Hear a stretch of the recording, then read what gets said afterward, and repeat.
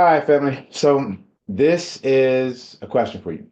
What is the future of education? Now, I'll tell you right now, I'm actually going to read a script. This is literally what I posted. So either you can read it, or you can listen to what I'm saying, or you can listen and read along. It's up to you. But anybody who knows me knows I go off script. I just run, but I'm going to do my best to kind of stick to what I wrote here. All right. So, what is the future of education?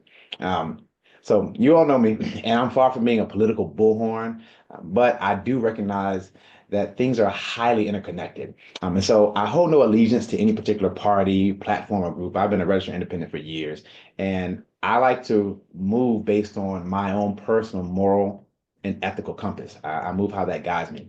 So with that, I want to ask you, what do you think is the future of our education system?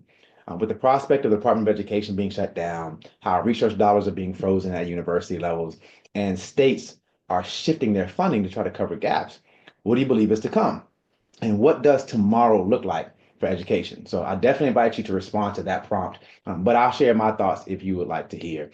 So straight out of the gate, I'll establish that I, as a parent, I hold myself personally responsible for ensuring that my children are educated with the knowledge of God, knowledge of self, and how to be of service to others. From a professional perspective, I hold myself responsible for ensuring that the students and the teachers that I interact with have an understanding of how the concepts that they're learning in the classroom connect to the workplace and empower their future goals. So, regardless of how the system changes, my responsibilities are not going to change.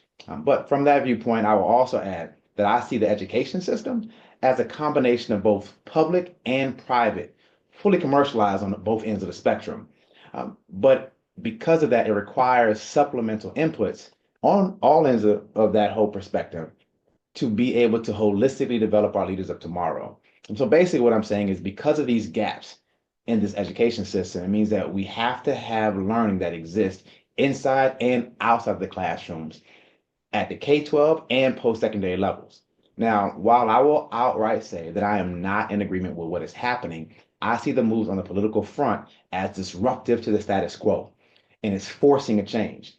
This is similar to what happened with COVID, when the businesses begin to have a hyper focus on telework and remote work options, and it led to infrastructure refinement. Every single business that leads into innovation has this as a goal. They want to upset what is normal so that they can then introduce their innovation. Now, most paradigm shifts happen this way, and I've had the pleasure of working with organizations that have been at the forefront of paradigm shifts. So that's just it's part of the issue, or what happens. Now, there's pain on the front end, and then suddenly there's a groundswell of response from those who are most resilient, leading to a major change. Now, the STEM collaborative, that is an outworking of that exact belief. We must form a community of support for our young leaders and those passionate about educating them. This support should represent stakeholders from all facets of life, not just voices from formal classroom settings or even voices from Capitol Hill, more so voices from members like yourselves of every single village supporting every student. They must be representatives from families, neighbors, community organizations, local and corporate businesses. They all must be part of this village. And only then, after that foundation is created, then should there be a layer of governmental agencies such as local, state, and federal.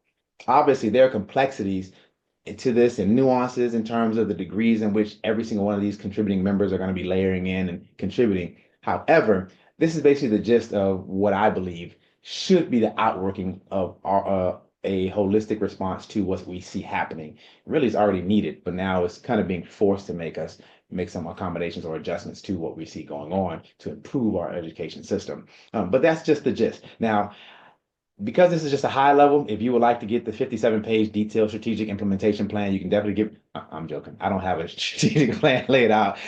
But the idea here is this is just a high level thought. There are obviously complexities, but would love to get your thoughts. So, what is it that you think is going to happen in our education system? What does tomorrow hold? And then how do we actively participate in crafting what comes on the outset? All right. Love to hear your thoughts.